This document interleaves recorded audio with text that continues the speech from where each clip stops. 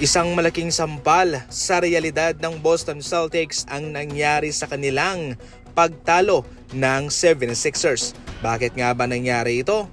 Na kung sa regular season ay malakas sila, pangalawang team, samantalang itong 76ers ay galing sa play-in tournament. Hindi po excuse para sa Boston Celtics na sasabihin nilang natalo kami sapagkat marami kaming na-injured na mga manlalaro dahil sa kanilang series ay lamang sila 3-1. Kung tutuusin, maraming beses silang mayroong oportunidad na i-close out na ang laban pero sila ay nabigo.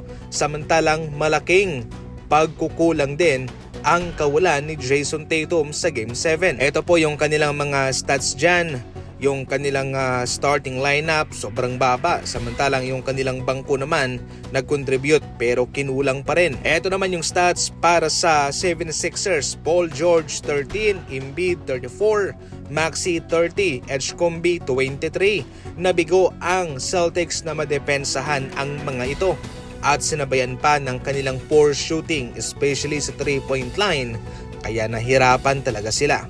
Kaya hindi po basihan mga idol ang kalakasan sa regular season patungong NBA playoff.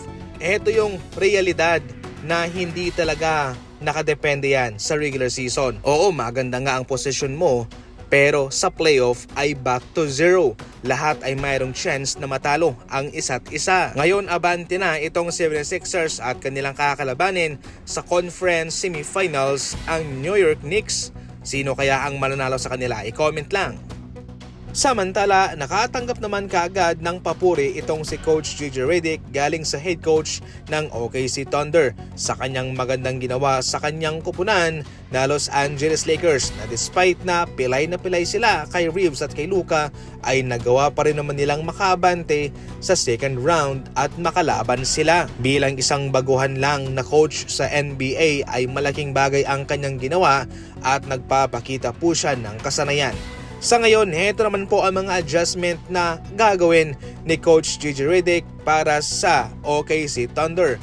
Kilala itong OKC na magaling din sa tres, kaya atakihin ni Coach JJ Redick ng depensa ang kanilang mga shooter. Si Isaiah Joe at Wiggins, yan ang kanilang mga shooter, pero inaasahan na lalangawin yan ng depensa ng Lakers. Marcus Smart, kabilang yan, main defender ng Lakers. Siyempre Reeves, Hachimura, LeBron James. At dahil walang Williams ang OKC Thunder, ay lalo silang makakafocus sa iba pang mga star player para kanilang depensahan. Somehow mga idol, kahit na marami ang pumipili sa OKC Thunder na manalo, mayroon pa rin namang mga ilan na mayroong tiwala sa Los Angeles Lakers.